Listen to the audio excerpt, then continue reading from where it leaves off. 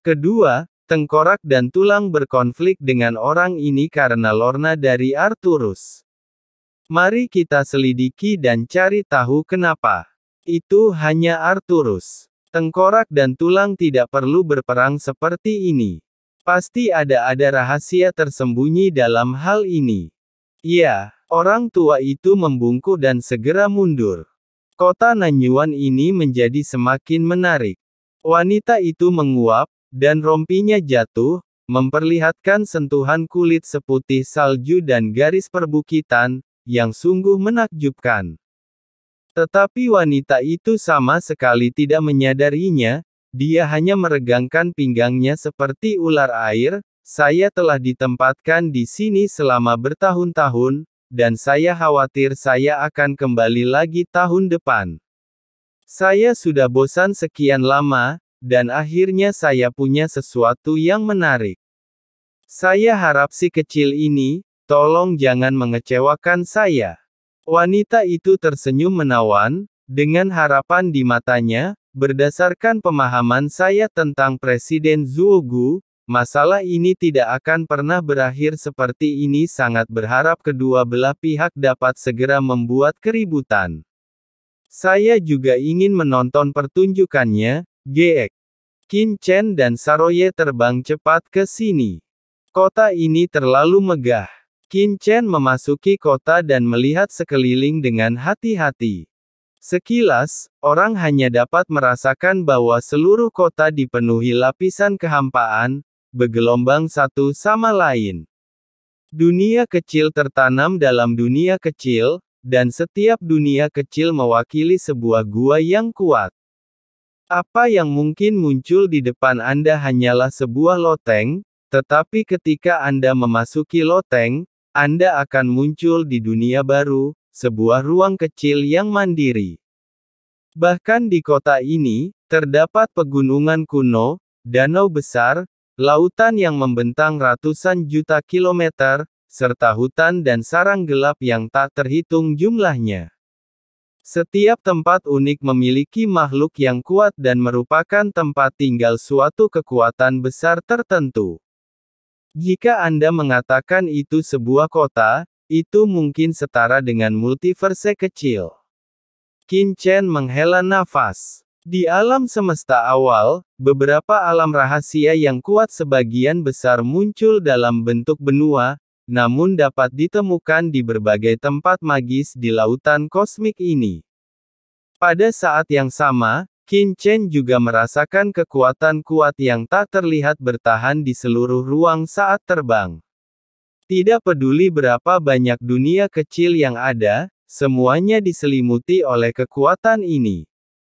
Ini formasi besar kota Nanyuan. Qin Chen menjawab dalam diam.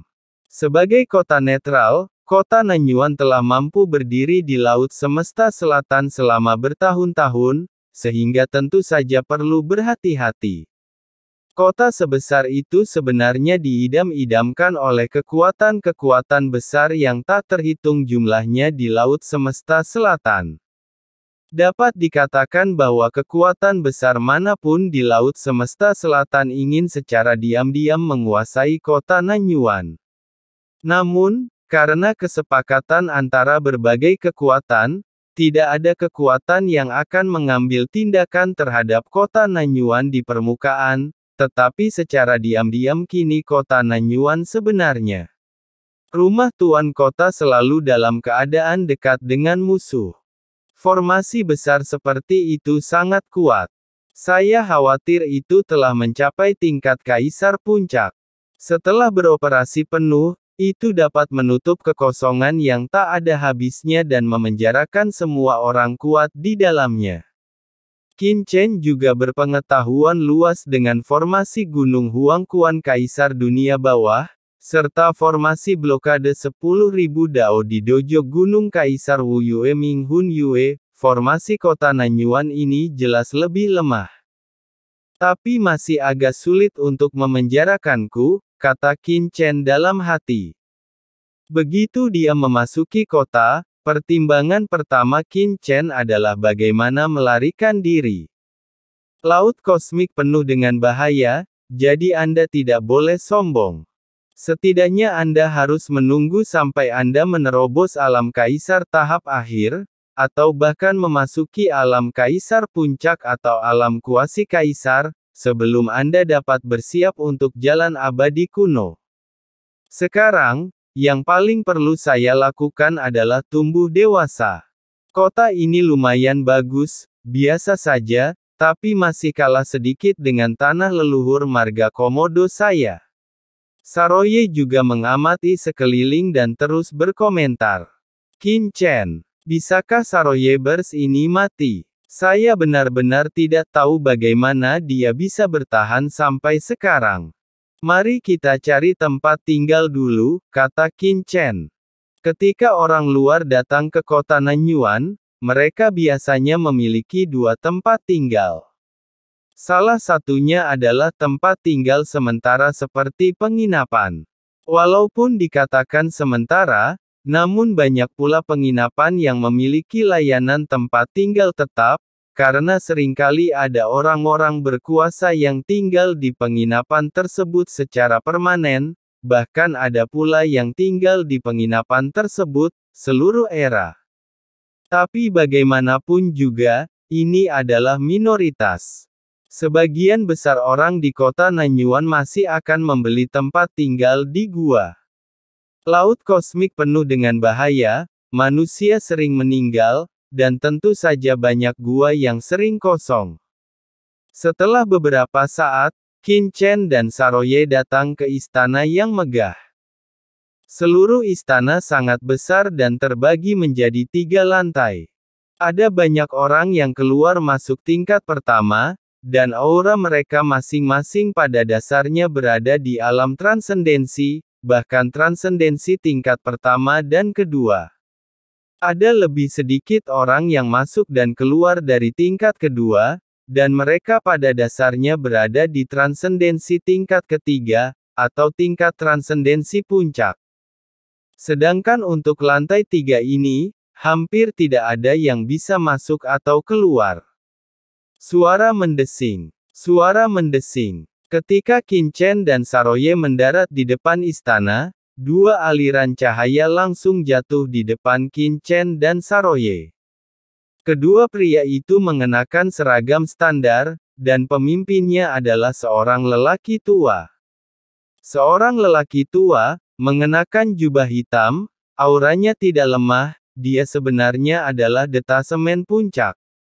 Di sebelahnya berdiri seorang wanita mengenakan jubah merah ketat, dengan senyuman di bibirnya dan ekspresi bermartabat dan mulia. Begitu keduanya mendarat, mereka menundukkan tangan ke Qin Chen. Orang tua itu menangkupkan tangannya dan berkata sambil tersenyum, "Si Guang, manajer pusat Dongfu di kota Nanyuan, bertemu dengan Tuan Qin Chen dan Tuan Yerosa." "Oh, Anda kenal kami."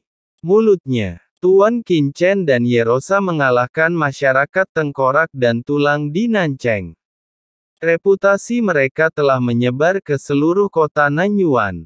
Bagaimana mungkin saya tidak tahu? Orang tua itu berkata sambil tersenyum, ekspresinya hangat dan sangat mudah didekati. Tuan Qin Chen dan Tuan Yerosa datang ke pusat gua kita, mungkin untuk menyewa atau membeli gua, kan? Bagaimana kalau saya memperkenalkan mereka kepada kalian berdua? Qin Chen tersenyum. Tanpa diduga, reputasinya telah menyebar begitu dia tiba di kota Nanyuan, dan bahkan penjaga pusat gua keluar untuk menyambutnya. "Oke, kalau begitu kamu bisa memperkenalkanku," kata Qin Chen sambil tersenyum, yang hanya menyelamatkan dirinya dari masalah. "Iya, tuan-tuan, silakan ikut dengan saya." Pria tua dan wanita itu membawa Qin Chen dan Yerosa ke istana. Saya melihat aula utama penuh sesak.